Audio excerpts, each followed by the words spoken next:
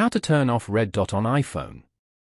To get started, first of all go ahead and open up the Settings application on your phone. Settings allow users to customize, control, and secure your device. Once you're here, scroll down until you find the notification option and tap on it. Now, locate badges to turn the switch off. The red dots that appear on your app icons, officially known as badges, are a visual indicator of how many unread notifications you have for that app. While they can be helpful, they can also be a source of distraction.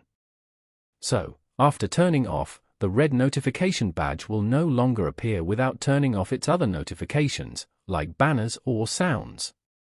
Following these steps, you can easily turn off the red dot on an iPhone. Thank you for watching. Please leave a like if this tutorial helped you, or leave a comment below if you have any questions related to the video.